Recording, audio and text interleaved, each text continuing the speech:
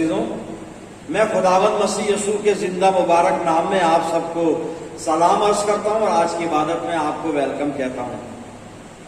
अजीजों, तकरीबन 3 हफ्ते के बाद मैं आपसे मुखातिब हूं यूट्यूब पर और माजरत चाहता हूं इन दिनों की गैर हाजिरी के लिए और कोशिश करूंगा कि खुदा की मर्जी हो कि आगे हम एक दूसरे को मिस ना करें।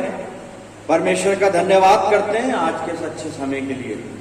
अजीजों, आज जो कलाम का हिस्सा खुदा बाप ने मुझे दिया है, पौलुस रसूल का दूसरा खत, पहला बाब, पहला अध्याय 8 से 11 आयत मैं आपके सामने पढ़ रहा हूं। आप अपनी बाइबल में देखें। अय भाइयों, पौलुस लिख रहा है, अय भाइयों, हम नहीं चाहते कि तुम उस मुसीबत से नावाकिफ रहो जो आसिया में हम पर पड़ी, कि हम हद से ज्यादा और ताकत से बाहर पस्त हो गए, यहां तक कि हमने जिंदगी से भी हाथ धो लिए, बल्कि अपने ऊपर मौत के हुक्म का यकीन कर चुके थे, ताकि अपना भरोसा ना रखें बल्कि खुदा का जो मुर्दों को जिलाता है। चुनांचे उसी ने हमको ऐसी बड़ी हलाकत से छुड़ाया और छुड़ाएगा, और हमको उससे ये उम्मीद है कि आगे को भी छुड़ाता रहेगा। अगर तुम भी मिलकर दुआ से हमारी मदद करोगे, ताकि जो नेमत हमको बहुत लोगों के वसीले से मिली उसका शुक्र भी बहुत से लोग हमारी तरफ से करें। खुदावन की बड़ी बरकत उसके पाक कलाम के पढ़े जाने और सुने जाने पर हो, आमीन। आइए दुआ करें। खुदावंद मसीह यीशु में प्यारे आसमानी बाप, ये वक्त है तेरे जिंदा और मुबारक कलाम पर मेडिटेशन करने का। खुदावंद, हमने से हर एक को पाक रूह का मसा अता फरमा कि हम पवित्र आत्मा की अगुवाई में होकर तेरे पाक कलाम को सुने, समझें और अपनी जिंदगियों में से जज्ब करें। प्यारे आसमानी बाप, हमारे चारों तरफ अपने पाक फरिश्तों की सेना का बाड़ा बांधना कि शैतान हमें कहीं से भी दखल ना दे सके। अपने आप को तेरी अधीनता में सौंपते हैं पिता परमेश्वर, और ये दुआ तेरे प्यारे और इकलौते बेटे अपने नजात देने वाले खुदावंद यीशु मसीह के जिंदा और मुबारक नाम के वसीले से मांगते हैं। सुन और कबूल कर ले, आमीन। अजीजों, एक बार फिर परमेश्वर के शुक्रगुजार हैं इस अच्छे वक्त के लिए, अच्छी फेलोशिप के लिए और आज मनन के लिए। जो मैंने आपके सामने पढ़ा पौलुस रसूल का दूसरा खत है कुरिन्थियों के नाम, पहला अध्याय 8 से 11 पद। मैं 8 और 9 आयत को दोहराऊंगा। इन 2 आयतों पर हम ज्यादा फोकस करेंगे और फिर से एक बार देख लेते हैं हम। और यहाँ पर पौलुस लिखता है, 8 और 9 पद में दोहरा रहा हूं, अय भाइयों, हम नहीं चाहते कि तुम उस मुसीबत से नावाकिफ रहो जो आसिया में हम पर पड़ी, कि हम हद से ज्यादा और ताकत से बाहर पस्त हो गए, यहां तक कि हमने जिंदगी से भी हाथ धो लिए। फिर 9 पद में पौलुस फरमाता है, बल्कि अपने ऊपर मौत के हुक्म का यकीन कर चुके थे, ताकि अपना भरोसा ना रखें बल्कि खुदा का जो मुर्दों को जिलाता है।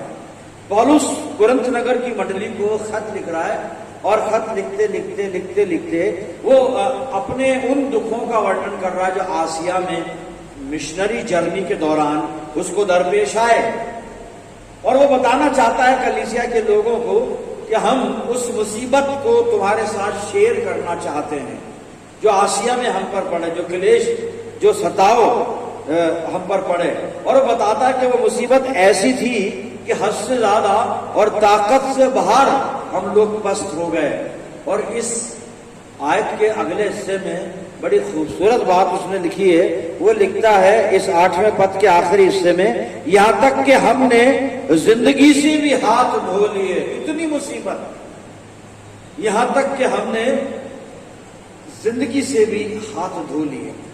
भाई पौलुस भाई, आप कलीसिया को अपनी मुसीबत के बारे में बताकर क्या आप उनकी हिम्मत को कम करना चाहते हैं, उनके ईमान को कमजोर करना चाहते हैं कि आप बावजूद खुदा के बंदे हैं, यीशु मसीह के रसूल हैं आप, और उसके बावजूद भी आप पर ऐसी मुसीबत पड़ी कि आप पस्त हो गए बिल्कुल, और आपने ऐसा महसूस कर लिया कि आप लिख रहे हैं अपने खत में कि यहां तक कि हमने जिंदगी से भी हाथ धो लिए।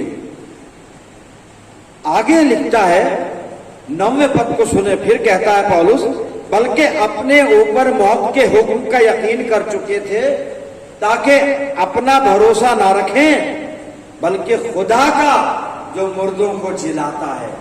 ये मकसद है पौलुस के लिखने का, अपनी मुसीबत का जो जिक्र कर रहा है ना, वो फरमाता है कि अपने मुसीबत इतनी पड़ी कि हमने जिंदगी से भी हाथ धो लिए और हम अपनी मौत के हुक्म का यकीन कर चुके थे कि अब हमारी मौत होनी है, हमें फांसी होगी या सर कलम होगा, जो भी है वो अब होना ही होना है, हम जान से जाएंगे।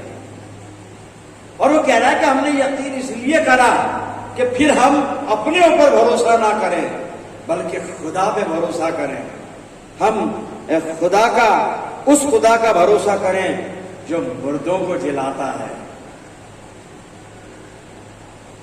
यानी खुदावंद का इकलौता बेटा खुदावंद मसीह यीशु, जिसने मुर्दों को जिंदा किया। और खुदा तो जिलाता ही जिलाता है, लेकिन बेटे का भी ये एजाज है, करिश्मा है कि वो भी मुर्दों को जिलाता है। मेरे अजीजों, पौलुस बताना ये चाह रहा है कि इतनी बड़ी मुसीबत, जबकि मौत से रूबरू थे, जिंदगी से हाथ धो चुके थे, उसके बावजूद भी हमने भरोसा खुदा का किया। फिर किसका करना था भाई? जिसका करना था कर सकते थे। पौलुस अपनी राजबाजी पर भरोसा कर सकता था, पौलुस अपने यकीन पर भरोसा कर सकता था, पौलुस अपनी जिंदा उम्मीद पर भरोसा कर सकता था, पौलुस अपने ईमान पर भरोसा कर सकता था। लेकिन पौलुस कहता है कि मैंने अपनी इन रूहानी खूबियों पर, और साथ साथ इसको रूहानी तजुर्बे भी हैं, पर ये कहता है कि हमने इन रूहानी खूबियों पर भरोसा नहीं किया, हमने भरोसा किया तो खुदा पर भरोसा किया, और इसलिए आज तक हम जिंदा भी हैं और उसके फजल में महफूज हैं, सही सलामत हैं। मेरा अजीजों, पौलुस ये पैगाम दे रहा है कलीसिया को इन आयात में, और आज हमें पैगाम दे रहा है कि हम इनसफिशिएंट हैं, काफी नहीं है, हम अपर्याप्त हैं, लेकिन हमारा खुदा सफिशिएंट है, वो काफी है हमारे लिए, वो सब कुछ है हमारे लिए, वो बहुत कुछ है हमारे लिए। हम इस ईमान में होकर आगे बढ़ें और हम अपनी खूबियों पर भरोसा ना करें।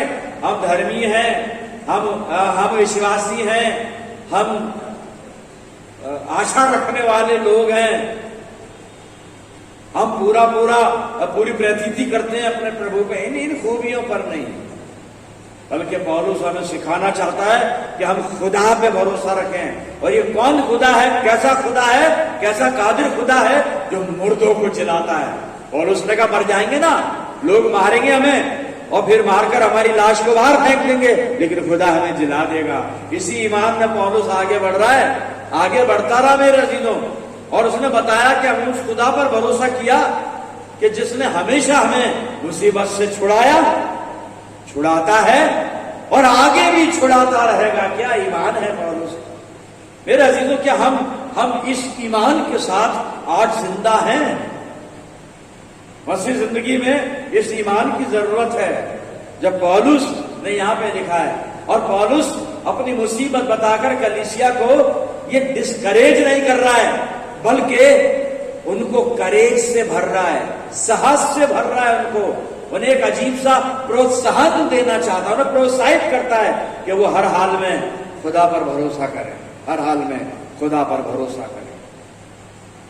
मसीह जिंदगी में जब हम बात करते हैं ना, जहन्नम की, जन्नत की, एक जन्नत है एक जहन्नम है, ये क्या चीज है? ये बहुत कुछ है। इसके लिए बहुत कुछ मैं बता सकता हूं आपको, बाइबल में मज़कूर है, जिक्र आया है, सब कुछ है, लेकिन बड़े शॉर्ट में आपको मैं एक चीज बताना चाहता हूं मेरे अजीजों। ये जन्नत और जहन्नम, बड़े मुख्तसर में हम किसे कहेंगे, क्या समझे हम जहन्नम और जन्नत को, क्या समझे हम, और हमारी जिंदगी से क्या वाबस्तगी है, इसकी क्या रिलेशन है? अजीजों, जिसकी जिंदगी में खुदी है, खुदी, सेल्फनेस, सेल्फहुड, मैं, मेरे गुण, मेरी खूबियां, ये खुदी कहलाती है। ईगो, अहंकार भी कहते हैं इसको, और खुदी का मतलब कहीं कहीं अपने खुद के व्यक्तित्व से भी है, अपने व्यक्ति। लेकिन खुदी का मतलब यहां पर जो मैं बात कर रहा हूं ये अहंकार है, ये सेल्फहुड है, सेल्फनेस है ये खुदी। तो जिसकी जिंदगी में खुदी है वो जहन्नम में है। सुनिएगा बड़े गौर से, 2 सेंटेंस है बस जन्नत और जहन्नम के लिए, कि जिसकी जिंदगी में खुदी भरी हुई है, सेल्फनेस, जिसकी जिंदगी में खुदी है ना वो जहन्नम में है, और जिसकी जिंदगी में खुदा है वो जन्नत में है मेरे अजीजों। पौलुस यही कह रहा है, इसने अपनी खुदी पर भरोसा नहीं किया, इसने खुदा पर भरोसा किया, क्योंकि इसकी जिंदगी में खुदी है ही नहीं, इसकी जिंदगी में सिर्फ खुदा है। यही मसीह ईमान की पराकाष्ठा है मेरे अजीजों, यही पहचान है कि हम अपनी जिंदगी में खुदा को रखें और अपनी जिंदगी से खुदी को, सेल्फनेस को, सेल्फहुड को बाहर निकाल दें मेरे अजीजों। एक इलस्ट्रेशन बाइबल से मैं पेश करने जा रहा हूं, और उत्पत्ति की पुस्तक मैंने खोल ली है मेरे अजीजों, और इसके 12वें अध्याय में पहले और दूसरे पद में, अभी पढ़ेंगे नहीं, मैं आपको जहां पढ़वाना होगा खुद पढ़ दूंगा। अब्राहम को कॉल दी है खुदा बाप ने। मेरे अल्फाज को बड़े ध्यान से सुने आप, बाइबल कुछ प्रोनाउंसिएशन पर जोर दे रहा है यहां पे। अब्राहम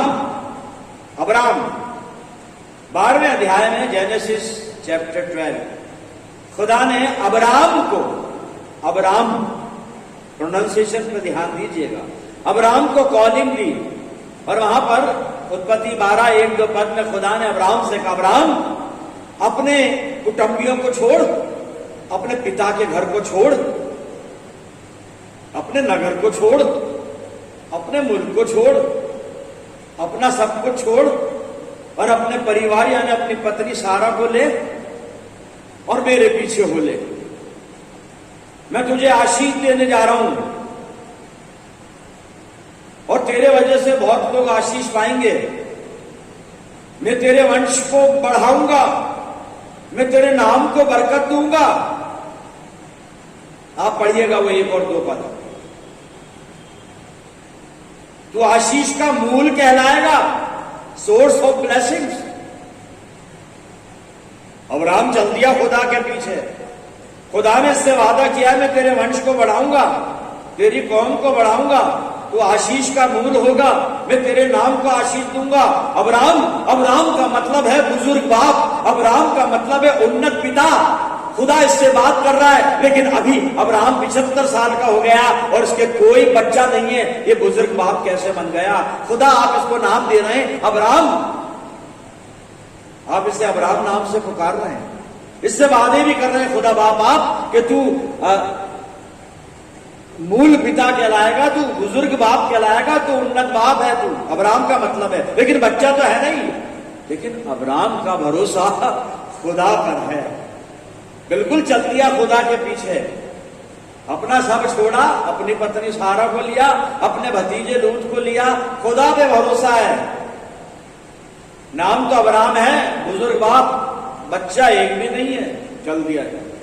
खैर आगे बढ़ा, आगे बढ़कर अब मैं पढ़ने जा रहा हूं उत्पत्ति 17 अध्याय और 1 पद से 5 पद। सुनिएगा, वो अब्राहम था, अब हम अब्राहम से नहीं मिल रहे हैं, अब किसी और से मिल रहे हैं, बाइबल बताएगी। सुनिए, जब अब्राहम 99 वर्ष का हो गया तब यहोवा ने उसको दर्शन देकर कहा, मैं सर्वशक्तिमान ईश्वर हूं, मेरी उपस्थिति में चल और सिद्ध होता जा।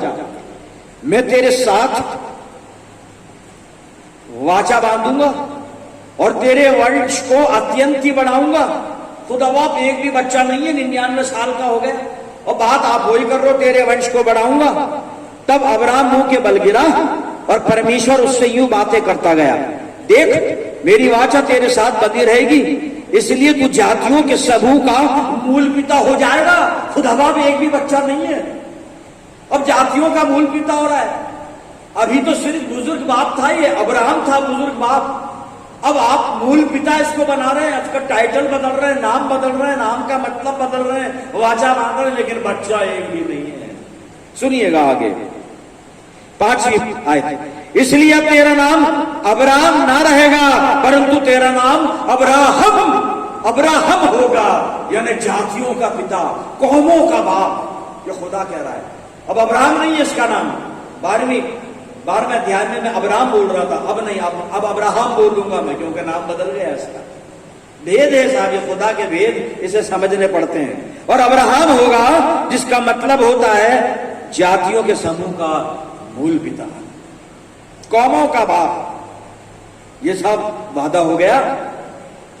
अब्राहम आगे बढ़ रहा है, कोई बच्चा नहीं है, 99 साल का हो गया, लेकिन भरोसा खुदा पर है कि खुदा ने जो फरमा दिया वो हो जाएगा। बस इसी ईमान में जीना है साहब, इसी ईमान के साथ जीना है मुझे और आपको। लेकिन हम कई बार अपने ईमान में डगमगा जाते हैं। खुदा बाबा आपने 4 साल पहले मुझसे वादा किया था मैं ऐसा करूंगा, 4 साल हो गए ऐसा नहीं किया। अरे यहाँ तो 75 वर्ष की आयु में से वादा किया था ना, औलाद का, वंश का, तो 99 साल का हो गया साहब, 24 साल का, 24 साल गुजर गए, यानी 75 से 99, 24 साल गुजर गए ना, कुछ नहीं हुआ ना। लेकिन भरोसा है खुदा पर, खुदा पर भरोसा है। चला जा रहा है खुदा के पीछे, बढ़ा जा रहा है। तो अपने रहबर को देखता है, मंजिल किधर है उसको मतलब नहीं, मंजिल पे तो पहुंचाई देगा रहबर यानी लीडर, राह बताने वाला। खुदा के पीछे चल रहा है।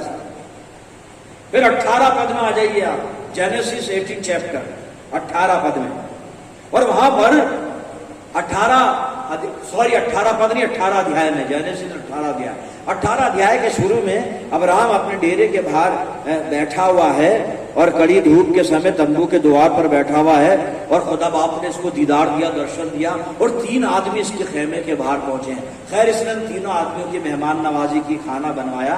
लेकिन उत्पत्ति 18 और 10 पद में वो जो 3 आदमियों में से एक आदमी कहता है फरिश्ते हैं खुदा के, और फरिश्ता कहता है कि मैं आने वाले साल बसंत ऋतु पर तेरे पास फिर आऊंगा और तेरी पत्नी सारा के गोद में बेटा होगा। और अब्राहम अब 100 बरस का है, सारा 90 साल की है, और इससे वादा किया जा रहा है मेरे। लेकिन जब हम आगे बढ़ते हैं ना, 21 अध्याय में आते हैं, उत्पत्ति 21 अध्याय में, तो सारा के बेटा होता है इसहाक। हालांकि अब्राहम के हाजरा से बेटा हो चुका है इस्माइल, लेकिन यहां पर वंश उसको नहीं माना जा रहा है, क्योंकि वह हाजरा से हुआ है, वंश सारा से होगा। और हो गया जब 21 अध्याय यानी उत्पत्ति 21 अध्याय में हम आते हैं, अब्राहम 100 वर्ष का है, सारा 90 साल की है, और सारा के इसहाक पैदा हुआ है। खुदा ने अपना वादा पूरा कर दिया, कौमों का बाप। और फिर इसहाक से आगे हम बाइबल में पढ़ते हैं और जानते हैं। और ये अब्राहम कौमों का मूल पिता, 3 बड़ी कौमें हैं जो इसको अपना मूल पिता मानती हैं मेरे से। मैं बता चुका हूं, याद करें आप, पहले बताया है मैंने। लेकिन इतना ही नहीं, उत्पत्ति 22 की आप स्टडी कीजिएगा, 1 पद से आगे बढ़िएगा 15-20 पद तक, और वहां पर खुदा अब्राहम को कहता है, अब इसहाक बड़ा हो चुका है, बातचीत करने वाला समझदार बच्चा हो चुका है, शायद 10 साल का, शायद 12 साल का, इतना बड़ा। मैं शायद लगा रहा हूं क्योंकि उम्र नहीं लिखी हुई है। लेकिन खुदा ने कहा अपने इकलौते बेटे इसहाक को ले, मोरिया के मुल्क में जा, और एक पहाड़ पर मैं जगह बताऊंगा, इसकी होम बलि कर दे। और अब्राहम साहब ले चला अपने बेटे को। बेटा पूछ भी रहा है कि पापा लकड़ी भी है होम बलि के लिए, और सामान भी है, बर्रा कहाँ है? अब्राहम ने कहा खुदा इंतजाम करेगा, मेरे बेटे इसहाक चला चल। बाप बेटे जा रहे हैं, और हम जानते हैं आगे क्या हुआ। इसहाक की कुर्बानी नहीं हुई है, बर्रे की कुर्बानी हुई है। वहां पर खुदा ने बर्रा मुहैया कराया वहां पर। फरिश्ते ने आवाज दी, अब्राहम अपना हाथ रोक, अपने बेटे पर हाथ मत चला, देख झाड़ी में बर्रा है, उसकी कुर्बानी कर। पता लग गया कि तू कितना प्यार खुदा से करता है, अपने लखते जिगर को कत्ल करने जा रहा है। कत्ल तो नहीं कहेंगे, कुर्बान करने जा रहा है। खुदा के कहने पर, खुदा पर कुर्बान कर रहा है अपने लखते जिगर को, अपने बेटे को, दिल के टुकड़े को। 100 साल में जो हासिल किया उसको खुदा के एक बार कहने से कुर्बान करने को तैयार हो गया। क्या हम ऐसी कुर्बानी दे सकते हैं? क्या इतना बड़ा सैक्रिफाइस हम दे सकते हैं कि जिसको देने के बाद शायद हम ना बचे, हार्ट फेल होके मर जाए हम? मोहब्बत में जान जाती है साहब। मोहब्बत का मतलब ही यही है। लेकिन खुदा की मोहब्बत में जान नहीं जाती, बरकतें आती हैं। और यहां से अब्राहम आशीषें पा रहा है, आगे बढ़ रहा है। अब्राहम इस परीक्षा में सफल हुआ। ये टेम्पटेशन नहीं था, टेस्ट था। मेहरबानी से ध्यान रखें, हिंदी में लिखा है परीक्षा, लेकिन यहां पर ये टेस्ट हो रहा है। जैसे बच्चों का टेस्ट क्लास में होता है ना, पढ़ाकर टीचर साल भर पढ़ाती है, फिर एक दिन फाइनल एग्जाम लिया जाता है कि बच्चा कहां तक पहुंचा। अब्राहम कहां तक पहुंचा ईमान में, खुदा ने देखा है। और खुदा तो जानता था, लेकिन अब्राहम को भी तो सिखाना कि अब्राहम बात यहां तक आती है, प्यार में यहां तक बात आती है, यहां तक आती है। और तब पता पड़ता है कि दिल में प्यार कितना है खुदा के लिए, हम खुदा के लिए कितनी बड़ी कुर्बानी कर सकते हैं। अब्राहम के दिल में ये ईमान था साहब कि मेरे बेटे को खुदा नहीं लेगा। खुदा ने नहीं लिया। खुदा देने वाला खुदा है, खुदा लेता नहीं है, सिर्फ देता है। वो देने वाला है, वो जिंदगी है। वो खुदा की जात में मौत कहीं भी नहीं है, वहां से जिंदगी निकलती है, बरकतें निकलती है मेरे अजीजों, खुशी निकलती है, आनंद निकलता है, सुकून निकलता है। खुदा वो जात है। तो अब्राहम अपनी जिंदगी के सफर में अपने ईमान की दौड़ में आगे बढ़ा जा रहा है, और इसका भरोसा खुदा पर है। अब्राहम अपनी रास्तबाजी में भरोसा नहीं करता। अब्राहम अपने ईमान पर भरोसा नहीं करता। अब्राहम अपने यकीन पर भरोसा नहीं करता। अब्राहम अपनी उम्मीद पर भरोसा नहीं करता। अब्राहम 100 साल के रूहानी जिंदगी के तजुर्बे पर भरोसा नहीं करता। अब्राहम सिर्फ खुदा पर भरोसा करता है मेरे अजीजों।